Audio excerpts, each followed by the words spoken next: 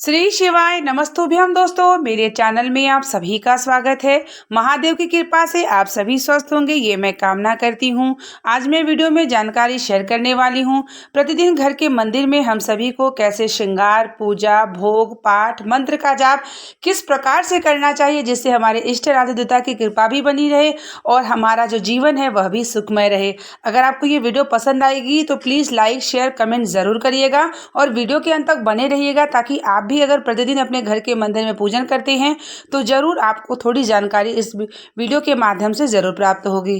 तो देखिए, जब भी हम अपने घर के मंदिर के बारे में बात करें तो हम सभी का पूजा घर ज़रूर होता है और पूजा घर हमारा जो होता है वह ईशान कोण के जो है स्थान पर होना चाहिए, यानी दिशा का भी ध्यान हमें रखना चाहिए क्योंकि ईशान कोण भगवान का जो है वह निवास होता है और ईशान कोण पर ही हमें घर के मंदिर को रखना चाहिए। हम सभी को प्रतिदिन भगवान को स्नान ज़रूर कराना चाहिए, शुद्ध जल से स्नान कराना चाहिए। अगर आपने भगवान शिवलिंग को रखा है, लड्डू गोपाल को रखा है, तो आप बृहस्पतिवार, एकादशी के दिन, पंचामृत और भगवान शिव को हर सोमवार के दिन, प्रदोष के दिन, अमावस्या के दिन, पूर्णिमा के दिन और मासिक शिवरात्रि के दिन अपने घर के शिवलिंग पर पंचामृत स्नान जरूर कराना चाहिए। पंचामृत स्नान कराते हैं तो भगवान शिव की कृपा जरूर प्राप्त होती है और अलग अलग द्रव्यों का भी फल की प्राप्ति हमें देखने को जरूर होता है। अगर आप प्रतिदिन पंचामृत स्नान नहीं कराते हैं तो शुद्ध जल और गंगा जल से स्नान जरूर करा सकते हैं।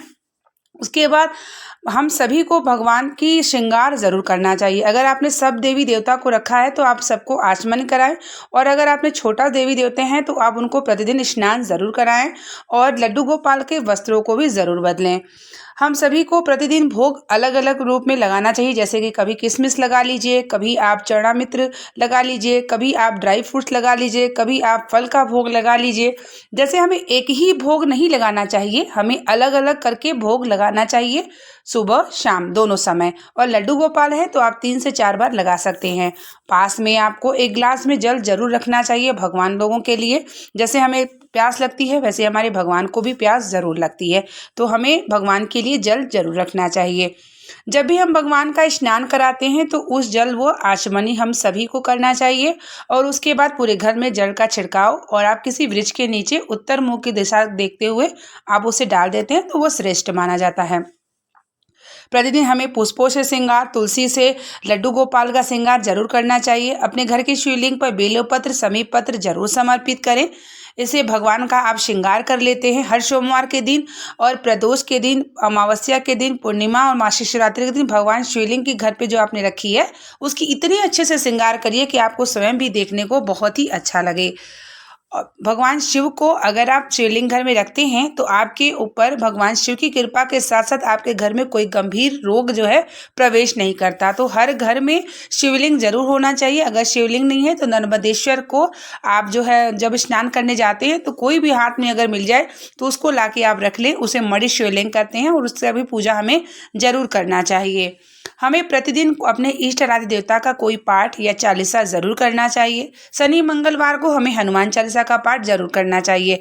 इससे हनुमान जी की कृपा हमारे जीवन में प्राप्त होती है और हनुमान जी हमारे संकट, हर प्रकार के संकट को भी हरते हैं। तो शनि मंगलवार के दिन हनुमान चालीसा या सुंदरकांड का पाठ जरूर करें। जब कोई पर्व होता है, त्योहार होता है या कोई जैसे एकादशी होती है तो उस दिन आप जिस भी देवता का दिन होता है उस दिन आप जरूर कोशिश करें चालीसा या पाठ करें। मंत्रों के जाप का अगर बात करें हम तो आपके जो भी इष्ट आराध्य देवता हैं या अगर आपके गुरु मंत्र जो भी दिए हैं आप उसका मंत्रों का जाप प्रतिदिन हमें करना चाहिए। जितना भी हम मंत्रों का जाप करते हैं उतना ही हम सिद्ध भी होता है आपका मंत्र और कहीं ना कहीं आपके जीवन में जो दुख आता है, आप मंत्रों का जाप करते हैं तो आपका मंत्र जाप ही आपकी रक्षा करता है। तो मंत्रों का बहुत ही विशेष महत्व है। तो प्रतिदिन सुबह शाम आप मंत्रों का जाप जरूर करें। अगर आप मंदिर जाते हैं तो कोशिश करें कि एक माला नमः शिवाय या श्री शिवाय नमस्तुभ्यम के मंत्रों का जाप करें। कहा जाता है जितना ही मंत्र आप पढ़ते हैं उतना ही आपका बल, शक्ति और भरोसा भी प्रबल होता है और साथ ही आपके भगवान की भी कृपा बनती है और आपके दुख सहने की क्षमता और साथ ही आपके ऊपर कृपा भी भगवान की जरूर होती है। तो मंत्रों का जाप आप जरूर करें और एकादशी का दिन अगर आ जाता है तो श्रीमन नारायण का जाप करें और अगर आप शनिवार के दिन पीपल के वृक्ष में जाते हैं तो वहाँ भी आप अपने इष्ट आराध्य देवता के मंत्रों का जाप जरूर करें। कहा जाता है कुछ स्थान ऐसे होते हैं कि जहाँ आप मंत्रों का जाप करते हैं तो कई गुना आपके मंत्रों का जाप का फल की प्राप्ति होती है। तो इस तरीके से आप प्रतिदिन मंत्रों का जाप एक माला रुद्राक्ष से या तुलसी से जरूर करें अपने इष्ट आराध्य देवता की। आपको पूजन श्रृंगार के बाद जो है भोग लगाने के बाद चालीसा का पाठ मंत्र के बाद आपको करना चाहिए तो जो है आरती। प्रतिदिन आरती जरूर करनी चाहिए। जब हम आरती करते हैं तो एक तरीके से भगवान के गुणगान करते हैं। आरती करने के बाद हमें क्षमा प्रार्थना जरूर करना चाहिए। क्षमा प्रार्थना संस्कृत में भी है। अगर आपको क्षमा प्रार्थना संस्कृत में नहीं आती है तो आप जो है भगवान से हिंदी शब्दों में भाव से क्षमा प्रार्थना जरूर मांगे कि हमारे पूजा पाठ में कहीं त्रुटि हो तो क्षमा करिएगा प्रभु, मेरे पूजन को स्वीकार करिए, मेरे भाव को स्वीकार करिए और मेरी ये परेशानी है, दुख है, मुझे पूरा भरोसा है कि आप मेरा साथ जरूर देंगे। ये प्रार्थना पूजन के बाद जरूर करिए। 3 बार ताली बजाइए और हर हर महादेव का नारा दोनों हाथ को उठा करके और अपने जो है मस्तक को झुका के इस तरीके से प्रणाम करिए। और प्रणाम करने के बाद भगवान से प्रतिदिन अपनी भक्ति को और प्रबल जागृत को जरूर मांगिए। प्रतिदिन की पूजा में हम सभी को इतना जरूर करना चाहिए। बहुत ज़्यादा समय नहीं लगता है। आप अगर एक समय बना लेते हैं तो आप कर सकते हैं। और पूजा का समय अगर हम बताएं तो आपको सुबह जो है 5 से 6 बजे के बीच में हमें पूजा कर लेना चाहिए। लेकिन अगर आप नहीं कर पाते हैं ठंड की वजह से या कोई और समस्या से तो आप 8 बजे तक प्रतिदिन एक नियम बनाएं कि इतने समय पे आपको पूजा कर लेना चाहिए। 7-8 बजे के बाद जो है पूजा करना श्रेष्ठ नहीं माना जाता। कोशिश यही करिए कि 8 बजे और रात्रि में आप प्रदोष काल में पूजा कर लीजिए। यानी जब सूर्यास्त का समय होता है आधे घंटे और सूर्यास्त के बाद के आधे घंटे का जो समय होता है वो प्रदोष काल का समय होता है। तो प्रदोष काल में हमें भगवान के समक्ष दिया भोग आरती जरूर करना चाहिए।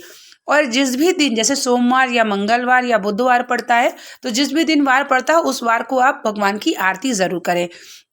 इससे ये हो जाता है कि जिस वार को आप पढ़ता है और भगवान को आप याद भी कर लेते हैं और सारे देवी देवता को आपके ऊपर कृपा प्राप्त हो जाती है। तो जैसे सोमवार हो गया, मंगलवार हो गया, बुधवार हो गया, जैसे जैसे दिन होते हैं वैसे वैसे आप ज़रूर जो है अलग अलग आरती गा के भगवान से जो है प्रार्थना ज़रूर कर सकते हैं। तो ये देखिए मेरे घर के मंदिर है और जैसे कि मैंने आपको जानकारी शेयर की, मैं प्रतिदिन इसी प्रकार से पूजन करती हूँ। घर के मंदिर में मैंने भगवान शिवलिंग रखा है, लड्डू गोपाल, शालीग्राम, सभी देवी देवता विराजमान है। सबको स्नान, श्रृंगार, भोग, पूजा पाठ और मंत्रों का जाप, क्षमा प्रार्थना, सुबह की पूजा इसी प्रकार से होती है और शाम की भी पूजा मेरी प्रदोष काल में जो है भगवान शिव को स्नान कराती हूँ। उसके बाद भोग, आरती, मंत्र जाप, ये मेरा नियम बना है।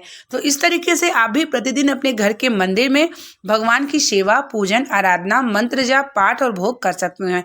भोग एक ही जैसा ना लगाएं, अलग अलग लगाएं ताकि भगवान को भी अच्छा लगे और आपका भाव भी उन्हें प्राप्त हो।